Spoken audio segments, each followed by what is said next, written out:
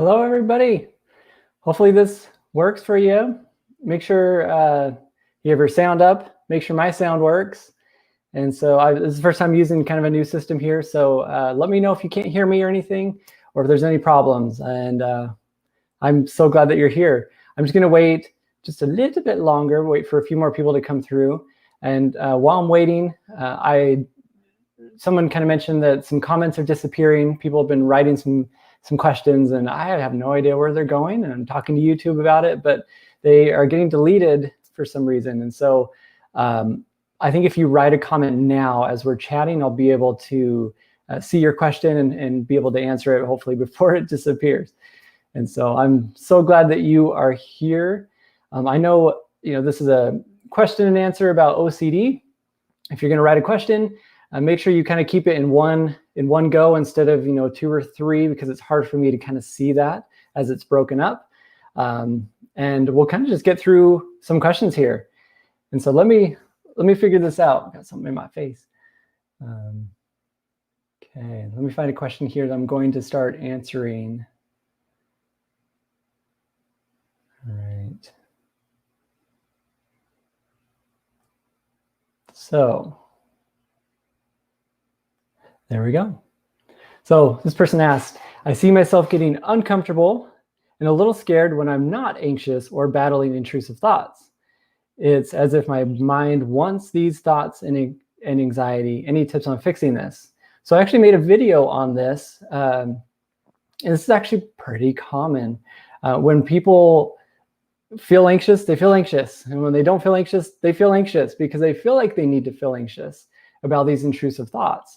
But something that we know is like everybody has intrusive thoughts, everyone in the entire world, and not everybody's feeling anxious about them. And they could be having the same thoughts that you are having, whatever theme or topic it is that you might have. That's actually kind of the goal, is let's have an intrusive thought, but you don't need to feel anxious about it. And if you do, that's actually okay as well, as long as we're not putting value or power to it. And so I guess some tips for this is we kind of embrace it, that like whatever the threat is, because you're not feeling anxious, what does that mean for you? Whatever that happens to mean is what we try to stay more uncertain about. So if you feel like I'm a bad person because I can't feel anxious about these thoughts, then we're like, well, I'm for sure not figuring this out. We're going to let the thoughts come and they're going to go. We're not figuring out if you need to feel anxious or if you don't need to feel anxious. It kind of just is what it is. And, the mind wants these thoughts, actually the thoughts will just come and then they'll go. But as long as we're not pushing, we're not pulling, just let them be. And be okay with anxiety if it's there. And if it's not, be okay with that as well. You just be like, cool, this is a thought. I love thoughts. They're great. No matter what they are, they can just be a thought. And so let me just kind of find some other ones here. There we go. Hi, I'm having the urge to swallow. Swallowing sensorimotor OCD. I don't know what to do. I feel like I'm trapped. I try to accept it, but my mouth is becoming dry from swallowing. So this is kind of tough. Sensorimotor OCD is where someone is noticing a sensation, whether it's their heartbeat or it's the way that they're blinking, or it could be breathing. In your case, swallowing. So you kind of figure out there's 2 types of people. One wants to notice they're swallowing because they want to make sure they're still alive, or they want to make sure they're not choking, or whatever that means for you. The other person is they don't want to notice, but they are noticing. And so the treatment tends to be a little bit different, where we kind of embrace that if you notice, then you notice, and we're taking value away from it. That, if you're the person that doesn't want to notice, sometimes we notice on purpose. And that's what we want to do, is like, let's just take 10 minutes, sit on the bed, just lay down and notice. And every time you notice yourself swallowing, you almost celebrate, which sounds strange. You're like, yes, I'm so glad that I am swallowing right now. That is so amazing. I hope I keep noticing. I hope it keeps me up. You kind of take the threats and you're almost pushing right back at it, agreeing with it. If you're the person that is noticing on purpose because you want to make sure you're not choking or whatever the fear might be, then we don't want to notice on purpose, because then that's a compulsion. You're noticing to make sure there isn't danger happening. And so instead, we focus on other things like some people use mindfulness. Notice everything around you. You're not trying to distract, but notice your sensations, the feelings that anything else other than swallowing. Like, what does it sound like in here? What do I feel around me? You're purposely not noticing. And if you do, you're redirecting yourself back to be like, I don't care. I don't care that this is happening. You might take the threat of I might be choking, I might not, I might stop breathing, whatever the fear is. You're really paying attention to what it actually means for you. And our goal is to keep that uncertain, not figure it out anymore. Do the response part of exposure and response prevention and take away the value that you have.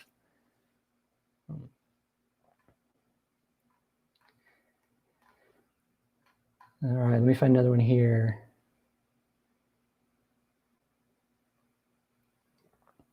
Why do I feel that almost everything I think about makes no sense? This makes me repeat ideas over and over again all day long until I feel it makes sense or that I understand. What can I do? What you can do is try to make it not make sense on purpose. That would probably be the exposure, is how can I make this not make sense? You might have that mindset in your brain of, I'm going to go through the day and everything's going to be jumbled. I'm going to purposely not hear details on purpose. I'm going to make sure people aren't giving me the right information, or I'm going to make sure I lose this information somehow. Essentially, we don't want to do the thing that your brain wants you to do. Sometimes we do the opposite. Like, tell me every other word that is coming to that you're about to tell me, so I get this all jumbled up. And find out what that means for you. Whatever it happens to mean is what we want to move closer to. Does it mean you'll miss something important? You'll get lost from you'll get fired from your job? That we're staying uncertain about it. We're using a lot of phrases like maybe, maybe not. This might happen. This might not happen. We'll see. But essentially, if you feel that need and urge to know and you have to have things make sense, then we don't want to make sense of it anymore. If the brain's doing it automatically, we fight it by saying, cool, how can I mess this up right now? And that's essentially what the goal is. So I also wanted to make a disclaimer real quick that anything that I kind of say through this video is really just general advice. So it's not necessarily like, hey, I told you to go do this and you go do it. It's kind of just advice for anyone with different themes, and you might try things, you might not, but it's kind of like all up to you.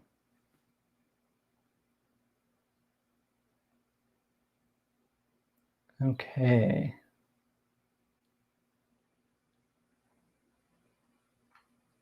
I see part of a question, but I don't see the other part.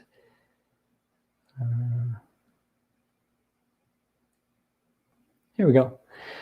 How do I get over fear of nose breathing on body parts such as arms or hands? Also, how to not be fearful with masks opening up. As I feel the germ contaminate the air and I need to sanitize. So I'm actually in Texas. They opened up everything.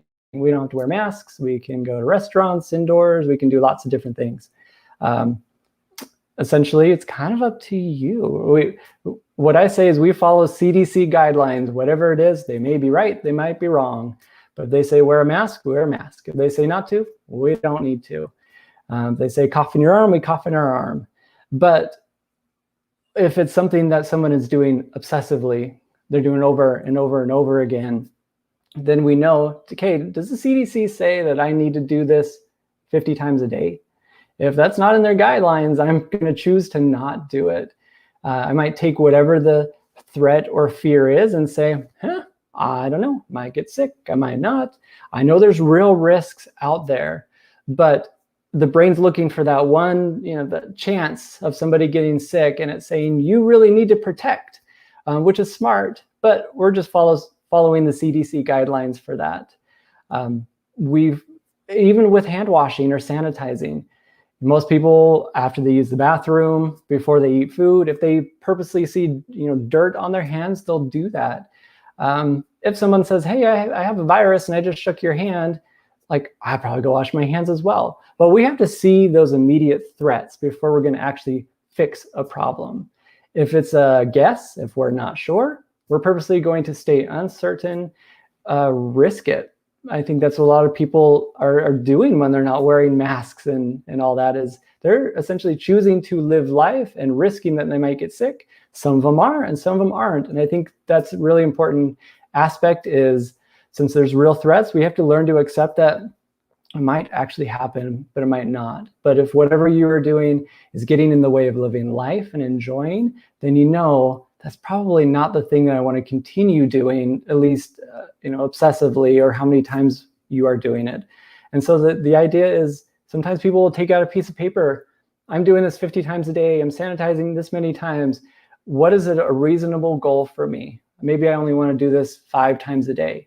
And that's what they get to, unless I see immediate danger right in front of me. And it's okay to feel anxious and nervous and all that with it. Because when that happens, that's perfectly fine to feel those feelings. It's all right. But it doesn't automatically mean that you're in danger just because you feel it.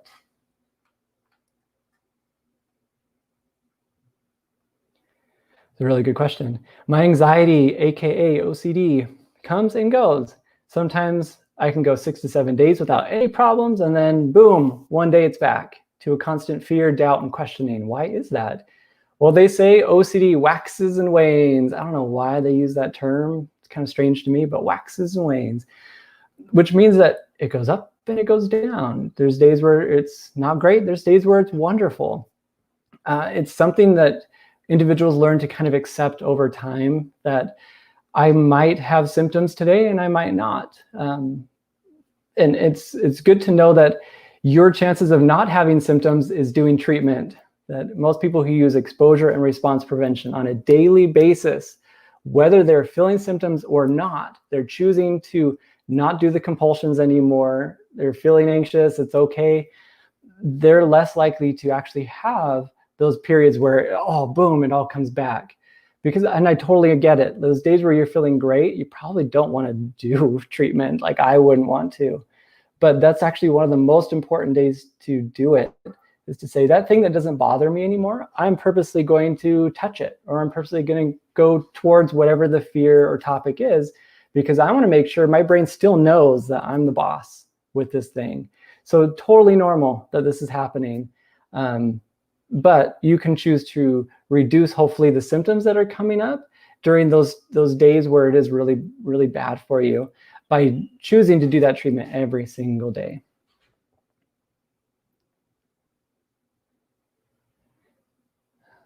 All right. Is it still OCD if you feel like sometimes enjoying the thoughts, that you're enjoying the thoughts, or would do the things associated with your fear?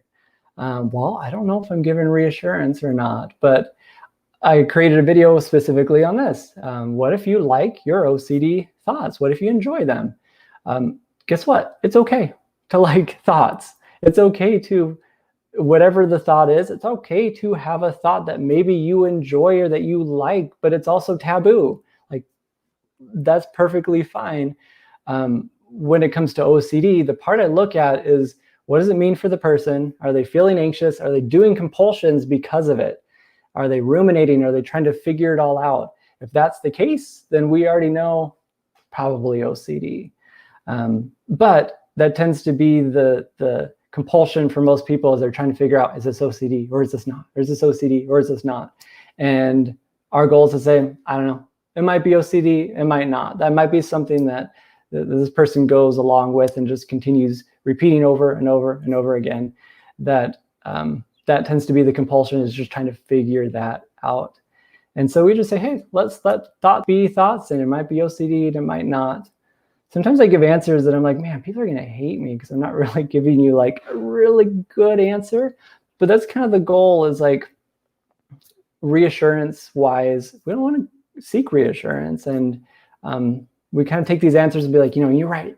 Yes, maybe, maybe not. I need to not figure this out anymore.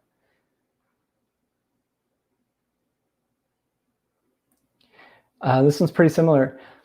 What really bothers me is having a thought that makes me feel like I want it to happen. I immediately reassure myself, I didn't mean to think such horrid thoughts. How to reduce reassuring yourself. reassuring yourself sometimes is pretty automatic. The brain, we've learned our entire life to say, you're okay, you're fine, this isn't a big deal, don't worry about it. But when it comes to OCD, that doesn't work. And actually real life outside of OCD doesn't work anyway. But when it's automatically reassuring yourself that we kind of take that thought, whatever the threat is, and I'm going to sound like a broken record, but we do the maybe nots with it. We're purposely not figuring it out anymore. Any thought that you're trying to problem solve is ruminating, which is a compulsion. So to not, like, it's okay to have horrid thoughts. It's okay to have thoughts that you don't want, that are ego dystonic. It's not part of your value system. It's not who you are. So be okay having a thought. Learn to accept that thoughts are what they are, but change the reaction you're getting because of the thought. That's really what it's about. We have to change the reaction, or else it's going to be a scary, bad thought every single time. So some people might smile. I have a really horrid thought and I'm like smiling through it like this. Or I might relax my body and I'm like, sweet, cool, look at that thought, just came back, that's awesome. Hope it comes back again today. Hope it comes back in tomorrow. Hope it comes back when I'm talking to my friend. That's really awesome. Like, take away the value from it. And the brain stops trying to reassure because it knows, like, wow, this person doesn't care anymore. They're not trying to figure this out anymore. But it takes a lot of practice. It takes a lot of dedication towards that.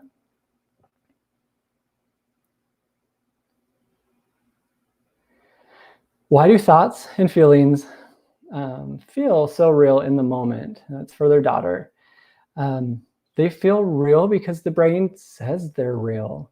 It gives you that fight or flight response. It says you are in danger and it's urging you to fix it, just like you were in real danger. Like if I had a fire going on behind me, my brain would say, you are in danger. I'm going to feel anxious. It's going to urge me to fix it in that moment.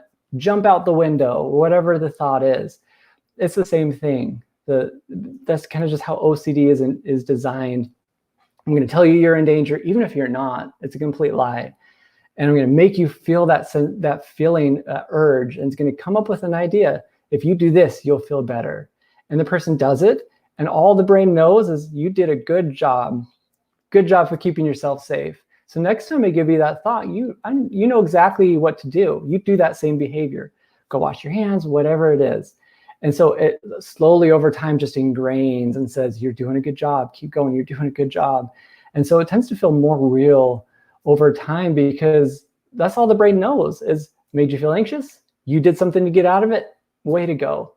We have to start teaching the brain that you told me that I'm in danger. I'm not responding to it. And look, I'm perfectly fine.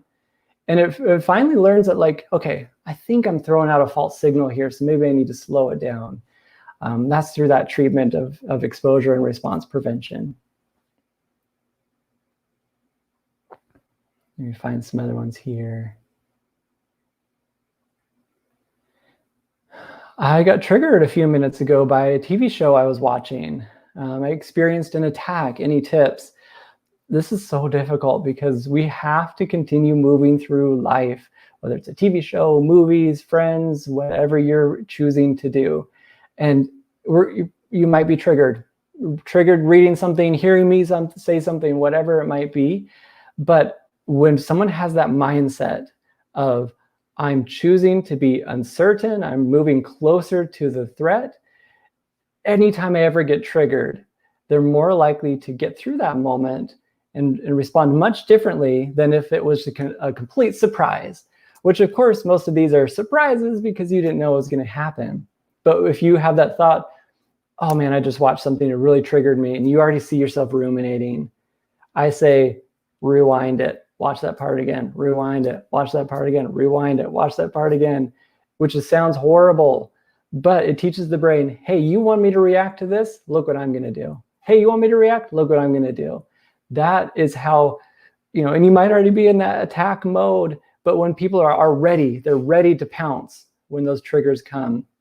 That is where a lot of people see success in this, that the person realizes, I still feel anxious, that's okay, but I taught my brain that this doesn't have as much value. But if you missed it as well, the moment where you're triggered, that's okay too. It's okay to be kind to yourself, be compassionate. We're not perfect. We take those moments sometimes and might create a hierarchy, some steps to revisit that clip, revisit whatever it is, whatever that trigger was, where I'm going to start with this, then I'm going to go to this, then I'm going to go to this. That we can always do exposures after the fact to teach the brain that I know this triggered me once, but let me go do it again and respond differently to it this time.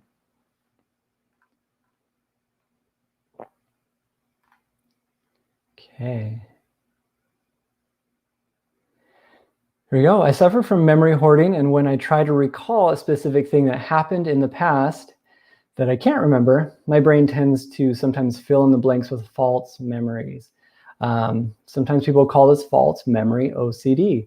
That's pretty typical for anybody, whether it's OCD or not. Our brain comes up with ideas. Maybe it happened this way. Maybe it happened this way. The brain wants to collect all this data because it's important for some reason. And that's the thing I look at is, why is this so important for you to know this? If it happened the way that you think it did, does it mean you're a bad person? Does that mean people won't like you? Whatever the fears are, the goal is to say, hey, if my brain wants to fill in the blanks, I'm just rolling with it. And I'm purposely not saying, no, it didn't happen this way. Maybe it did happen this way. We often say, maybe it did, maybe it didn't, maybe it did, maybe it didn't. And we take care of the compulsions. What are the things that you are purposely doing to gain some certainty? And those are the things we tend to stop. I'm not going to research anymore. I'm not going to look for old pictures, look for my journals, see how it really went down. I'm going to throw away all the papers that I have that I've written down all my notes, and be okay not knowing anymore.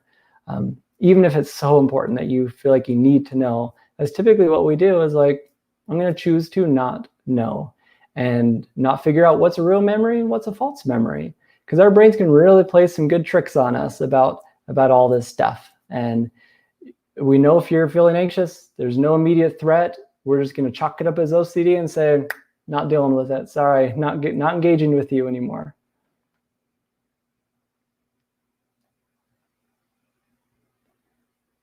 Okay. Holy cow, there's a lot of questions. I don't know if I'm going to be able to get to all these. Here we go. Why are some people affected by OCD, but not others? Really good question.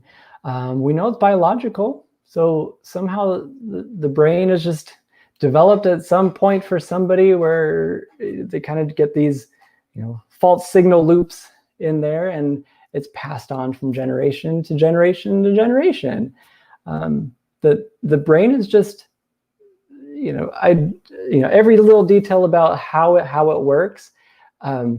It goes from one part of the brain to another part, but I kind of think of it as like a filter. I kind of use this idea that your brain is like a filter. It's going to take a thought, it's going to go right to that filter and say, this is important, or it's not. And when it's not, normally, let's say, I'm going to bounce right off that and not really give it much value or anything like that. But when it comes to OCD, I kind of think like it's like a slightly open. And so thoughts that normally would just bounce right off go right through that filter and said, hey, this is a big deal. You need to take care of it. Obviously, you don't have like a filter in your brain, but some are affected by OCD because of genetics and life experiences as well. It's not because of trauma. It's not because of things that happened in your life. It can just be a simple thought of like, had this thought, my brain attached to it because it has a lot of meaning, and it just flowed from there. And so I know a lot of people want to figure out every little detail why I have OCD, and that actually can be OCD to try to figure that out.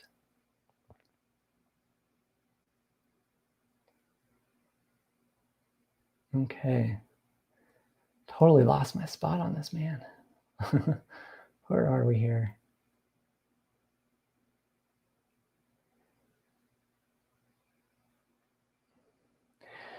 I do stop worrying about my anxiety and intrusive thoughts coming back as bad as they did in the past. But yeah, how do I stop? I got better now, and I'm worrying that it will come back just as it did. Guess what the answer is? It may or may not, which I know is a horrible answer. But that's something that there's the threat. We're staying uncertain about it. We move closer to that. And we're saying it may or may not happen. The more times people are wondering if it's going to happen, they're going to start checking, and they're going to check, and they're going to check, and they're going to check, and then it's probably going to make it happen. And so instead we're like, may or may not happen. I don't care if it does. Maybe it does tomorrow. I hope it does, whatever. That's kind of the mindset people have with this, is they kind of call it meta OCD. I have a video on that.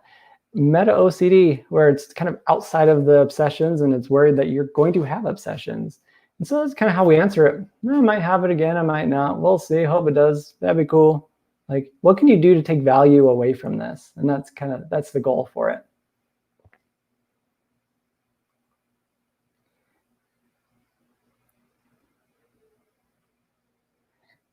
All right.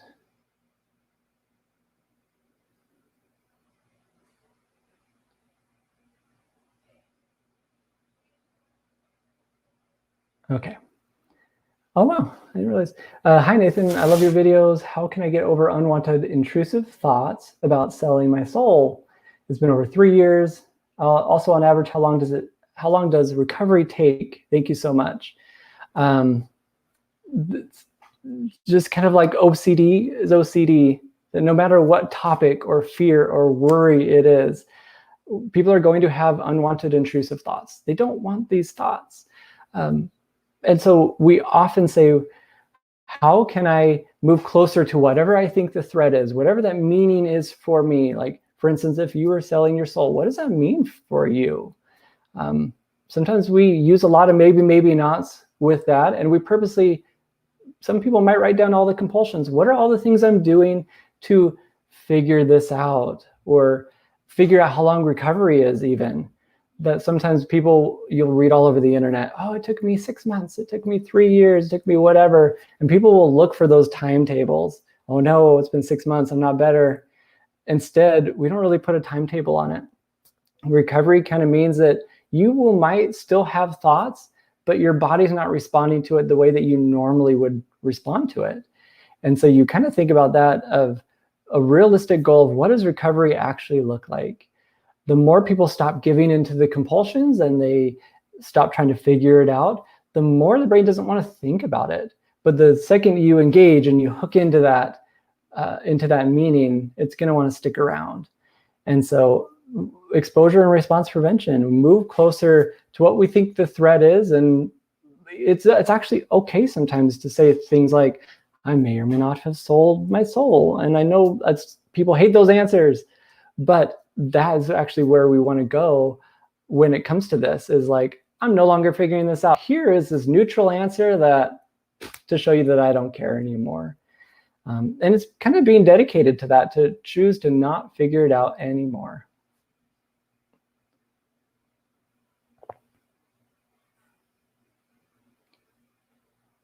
Okay.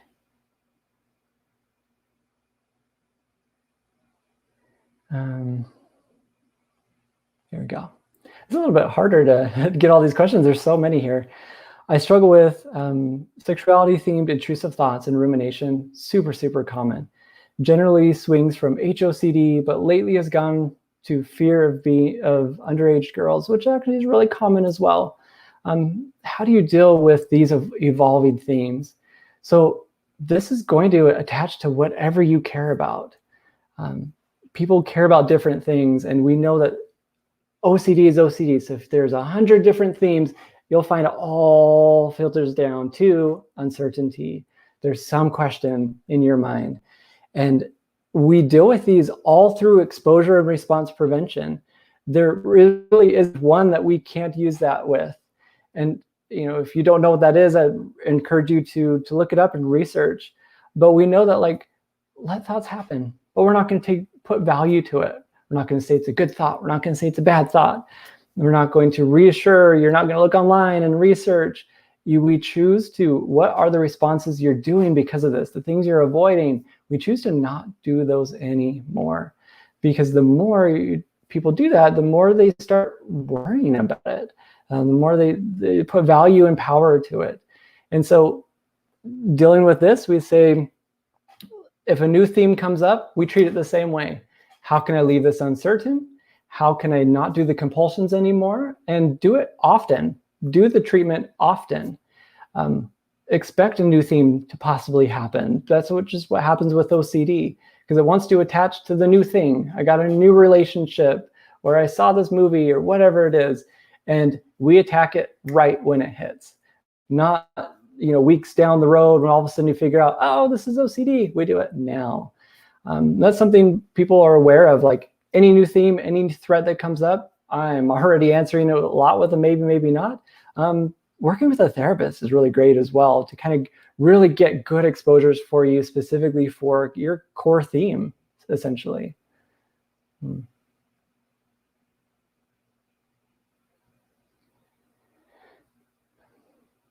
Okay.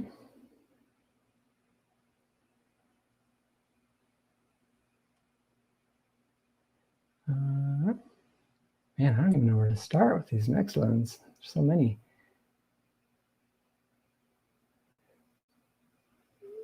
Some of them are the same. Okay. There is a lot of shame involved when it comes to the P theme, which POCD, pedophile OCD. I imagine it's hard to just say maybe, maybe not. It is hard. Most people think that, my theme is different, and Nate is saying maybe, maybe not to a lot of things, but it doesn't apply to my theme. And this is where we actually say, actually, it does apply to my theme. Our goal is to essentially stay uncertain, just like everything else, and to treat it the same, not think that you are different than anyone else. Everyone's different, they're themselves, but to just see it as OCD, not see it as a theme specifically. OCD is OCD. It's sending a false signal your way. It wants you to respond to it. And that's what we're going to do, is not respond to it. So we start living life again. We're not avoiding. We're still using maybe, maybe nots. And people eventually kind of get over that theme because they're not putting value to it anymore. We're not even that shame feeling. We're not even putting value to that, because shame doesn't help anybody. When does it ever give anyone any value? And so shame is a response to how your body's responding to the thought. But if you're not responding to that thought anymore, you're like, oh, there's a thought. Then shame doesn't exist with that. And so we first work on that. And if the shame comes, we're like, all right, there's that feeling. Not to disregard feelings, but to more just say, this feeling doesn't belong in a specific moment, and I'm not going to allow it. And so that's one thing that you can do.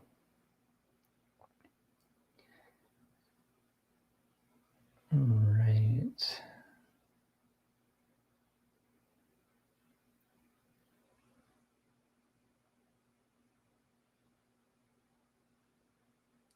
People said, thank you for all you do. You've helped me greatly. Can you make certain videos? I have a bad headache now. I'm sorry. I hope I didn't give you a headache.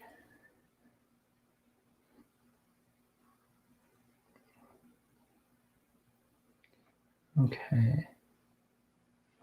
Hey, there we go.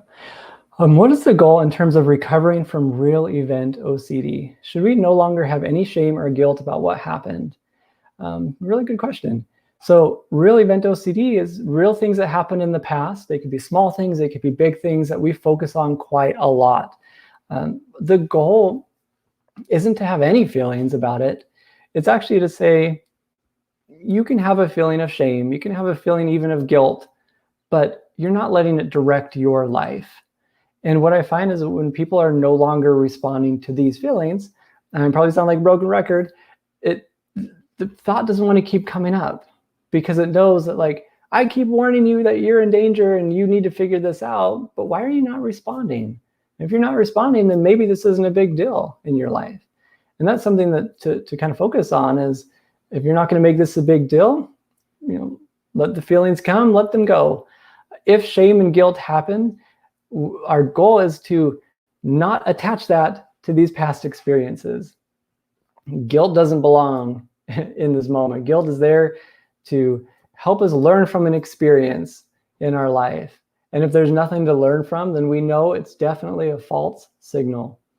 And so shame and guilt, we say, if it comes and joins the party, then it joined the party. But we might even say, yes, I love that I feel this shame and guilt right now. This is amazing. This is awesome. This is a great feeling. I hope you keep feeling it. Like, that's a really good way to take some power and value away from this. So ultimately, it's okay to have the shame and guilt. Recovery means that you can have the thought and it just moves on. It might get sticky for a little bit, but it moves on because you're not ruminating. You're not thinking about it, problem solving it anymore. It's easier for you to not do that. That's maybe a better way to do that.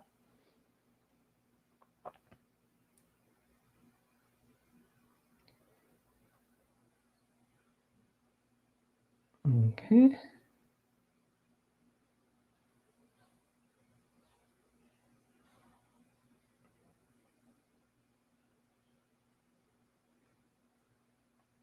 Here we go. Is it common in Harm OCD to get past the panic attacks and anxiety, but now struggle with emotional numbness and feel like you will act on your thoughts? People will often feel, it's super common, that you're going to act on your thoughts, which is why they avoid, which is why they stop doing things, because they don't even want to risk that that's going to happen, whether it's Harm OCD or it's some other theme. The anxiety can sometimes literally kind of shut people's bodies down to say, let me protect you. Let me show you that you cannot actually do this thing that I'm telling you that you could do, because I'm shutting your body down and your emotions, which can sometimes backfire. It's the body really trying to protect you, but it backfires sometimes because it's like, great, well, now I'm not feeling anything. So what if I really act on it now? That we just say feelings are feelings, whether you feel anxiety, like I said earlier, whether you don't. And we just have to treat it the same. That if you feel numb, we're not saying, oh no, now I can do this. We're still answering with maybe, maybe not, maybe not, maybe not. No matter what feeling comes your way. I wish the body didn't think it needs to protect us so much, but it kind of does.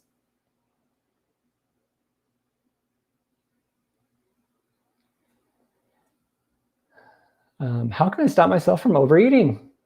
This can be a compulsion for a lot of people. It kind of depends on what the reason actually is, but we know overeating, if it is a compulsion, we say stop doing it, which I know isn't, you can't stop doing it. We'd make it really inconvenient for that to happen. We figure out, how uncomfortable can I feel if I don't overeat? I know this can go into the realm sometimes of eating disorders as well, and so we kind of be really careful with that. But we know if it is a compulsion, we say, some people might create certain guidelines for themselves. This is what I do. If it's an eating disorder, sometimes we don't create guidelines. So it kind of depends on your specific situation. But essentially we say, practice being uncomfortable. Eating, maybe what your friend is eating right in front of you, or your child, or whatever it happens to be. I'm sticking with that. And that's kind of the exposure, as I'm not going to eat what I normally eat. And if I feel the need to, that is just like not washing your hands. I'm not going to do the compulsion, and I'm going to feel uncomfortable and figure out what that means for you. I experience a lot of anger along with my OCD. Is that normal? Totally. Anxiety is like the catalyst to anger, man. It wants people to feel angry all the time because they're so stressed. You're feeling anxious and you have obsessive thoughts all the time. And then you have your kids over here screaming at you. And then you have your boyfriend or girlfriend, like whatever. And you have life and work. Like, it is overwhelming. So when when anger happens, we just know, like, the body is so overloaded. Like, that is the emotion that tends to come out. So it's totally normal. And what I find is when we start reducing some of that anxiety, people find that these emotions and feelings of anger start slowing down as well. And so instead of like, how can I go to anger management? We're like, let's take care of the anxiety first, and then we'll see what happens.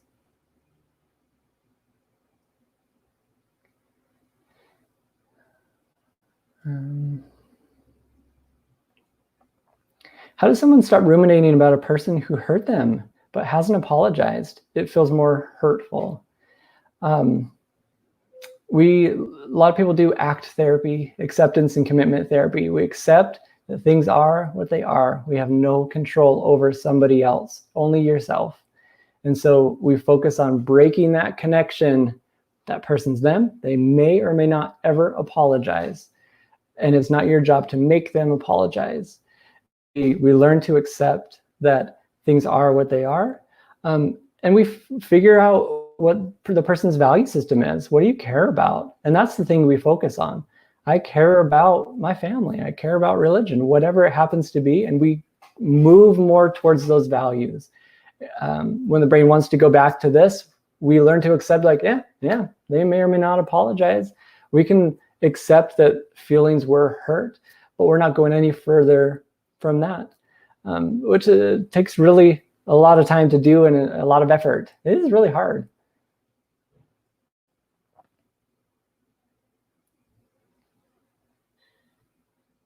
Okay.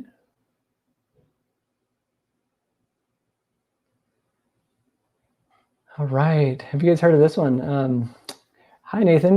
The best way to deal with repetitive singing or repeating something in your head. This is an onset of anxiety for me.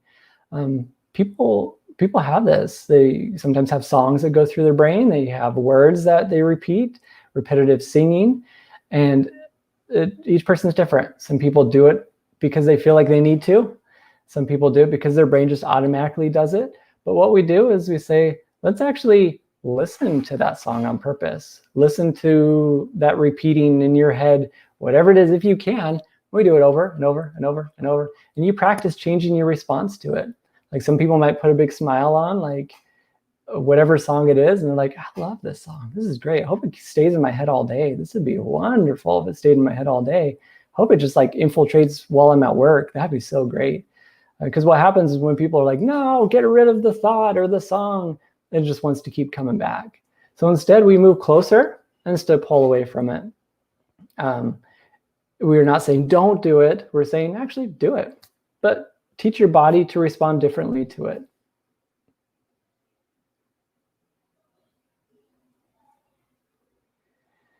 Oh man, run out of time. I struggle with pure OCD and I constantly look for things that will prove or disprove if my thoughts are real or not. This is a compulsion. We try not to prove or disprove because it seems to put people in this like cycle more of like trying to figure it out. Because when they feel like they figured it out, all of a sudden it comes back. And like, wait a second, did you think about this? Or what about this emotion? We try as hard as we can to purposely say, here's all my compulsions. I wrote them all out. I'm not doing these anymore. I'm going to feel uncomfortable, but my answer is going to continually be maybe, maybe not. Do I sound like a broken record yet? I think I've said that maybe 3 or 4 times. Broken record.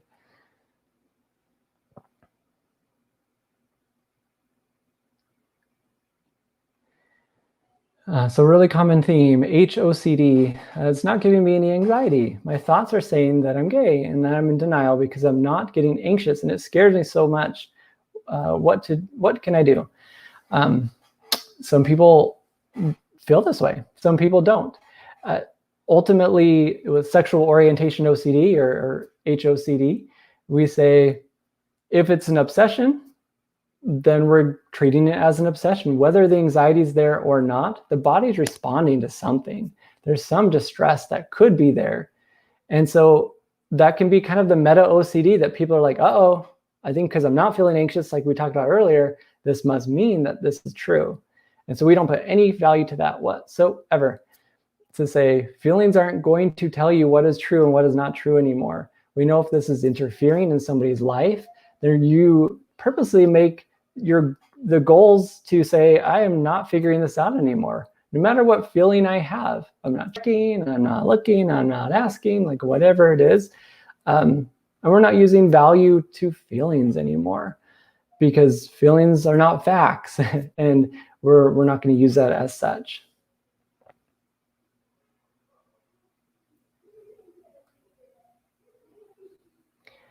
Hey, it's okay if this is not a question, my friend. I hate OCD. It's ruined my life. I'll never get my old life back. I know it's not a question, it's a statement, but totally, man. It's a lie. You can get your life back. I always tell people, like, have faith, trust in treatment if you're willing to actually do it. Trust in the therapy, because people are going to take you through what you need for this. I've seen so many people throughout the years of treating OCD get better. And when people feel this hopelessness, that's definitely a time where you go seek treatment. That's definitely worth it. And it's totally normal to have these feelings. Some depression comes along with all this, but ultimately trust that things can get better. When people are on the other side of it, they look back and they're like, wow, can't believe I had all these thoughts and all these feelings. But to get there, we start with not just figuring it out all on your own. So go see a therapist, go figure out somebody who can actually help you through a lot of this.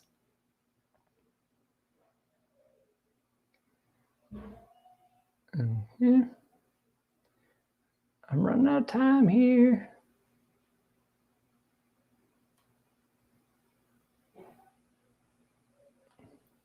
See if there's some that I'm missing here. There's a lot. I'm so sorry. I'm not going to be able to get to all of these, but what's cool is that these will save, so I can continue going through different questions the more times I do this.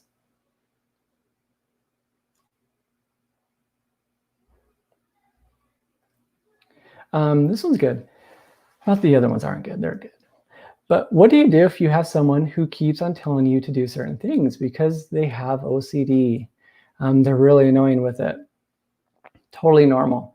That person just wants to seek relief. I mean, I would too. Whatever the theme or fear is, even if you gave them the good answer the first time, they're going to want to ask again. And so we often say, if they're going through treatment, we come up with a plan together. Here's what you're not doing these compulsions anymore. You're not reassuring. And it might be that if you do ask me a reassurance question, my answer is, or my answer is maybe, maybe not. That it might make them angry, but they need to know what to do with that feeling that comes along with it. And that's where the treatment comes in. That the reassurance, you see where they're at, that they just want relief. And so we kind of put yourself in their shoes. They're just seeking for that relief. They want to feel better. And if they're willing to go through treatment and you kind of have that conversation with them, like, I'm no longer answering this for you, I'm sorry. And here's my answer if you do, that tends to go a lot better than just like, leave me alone, stop asking me, this is so annoying. Which I get, feelings, people have a lot of feelings about this. It's really hard. How do we stop ruminating? Because it seems like I can't. Guess what? I have a video coming out. I already filmed it, got it all ready to go for rumination. A lot more details than that. And I'm putting a separate one in my course as well. But how to stop ruminating. Some people just say, stop. There's your answer. Just kidding. It doesn't work that way. We actually have to, when the brain starts mulling through some answers, I want you to figure it out. We might take every single thought that comes through and just say, yeah, cool, totally, maybe not. And eventually it gets annoyed. It doesn't want you to keep ruminating, because ruminating is problem solving. And when you're no longer problem solving, it doesn't want you to ruminate. So some people say don't engage, but I'm actually like, you can engage, but you're not doing it the way you normally do. Allow your brain to give it the same answer every time, whether it's maybe, maybe not, or totally, maybe, maybe not, or totally. And some people might write this out on a piece of paper, and whatever the thoughts are, and they're answering, yeah, maybe, maybe not, totally, maybe, maybe not, totally. And some people have had, a lot of people have had a lot of success not ruminating through this, but it's also okay just to let thoughts go, let thoughts be, don't try to control them.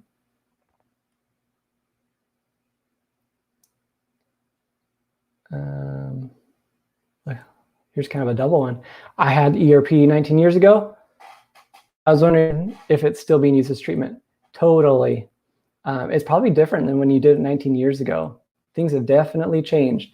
We focus a lot more on the response prevention. How can you respond differently? Retrain your brain to it, more than just keep going until your anxiety reduces. It's actually like, who cares if you have anxiety? I mean, we care.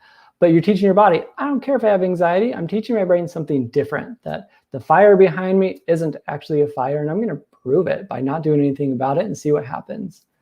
So good question.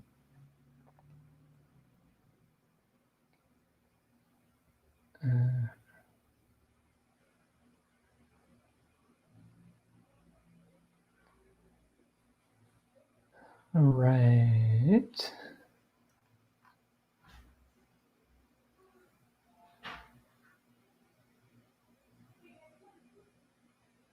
Okay.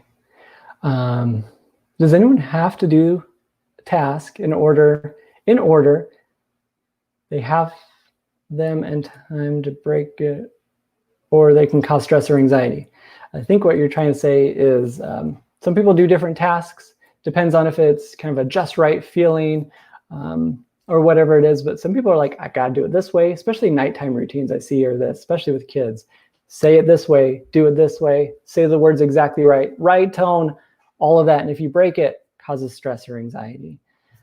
So we actually say, as far as treatment goes, break it on purpose. If you do things in a certain order, break it in purpose. Do it backwards. Do every other. Say the words backwards, whatever that thing is. And that's kind of how you're being a bully back to your brain. Like, hey, you want me to do this? Look what I'm willing to do.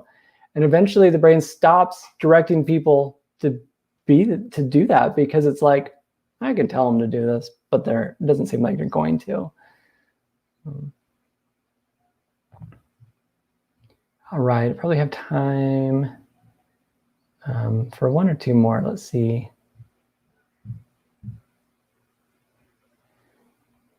Okay, here you go, Colton. I'm sorry for spamming. I didn't see the other ones, but we're struggling with a new development. My girlfriend has contamination OCD, tried TMS therapy, and since then has become obsessed with having brain damage.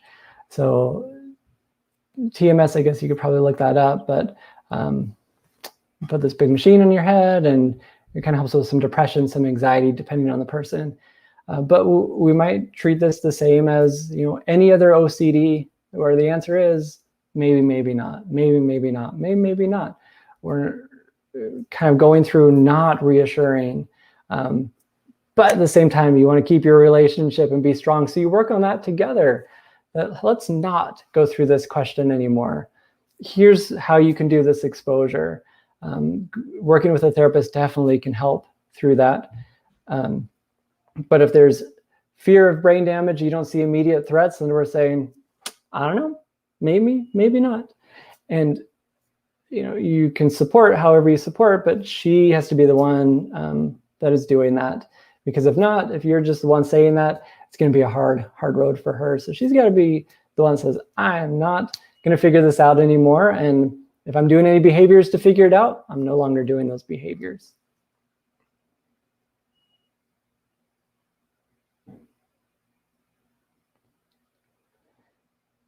All right.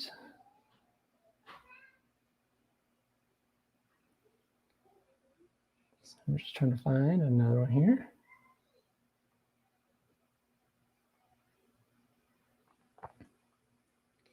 Here we go here. How can I interpret biblical verses in a healthy way without getting obsessed, worried, or fearful about sinning or sinful or supernatural matters? Man, this is so hard. Whenever I might read the Bible, I'm like, that totally applies unless you have OCD. Yeah, that totally applies unless you have OCD. Like, that's kind of how I read it, because it's like, not that you get a pass, but I often think, like, when we read certain things, we're going to put a lot of value and power to it.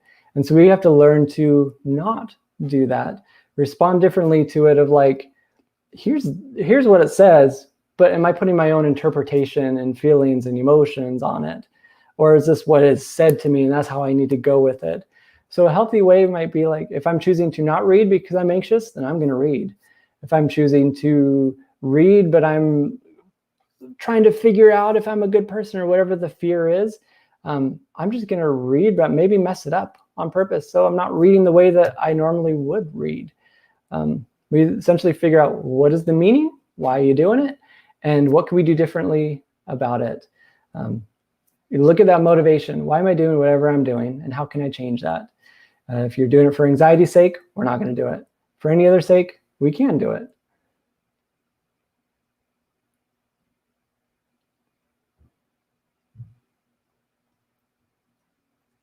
All right, let me find another one here.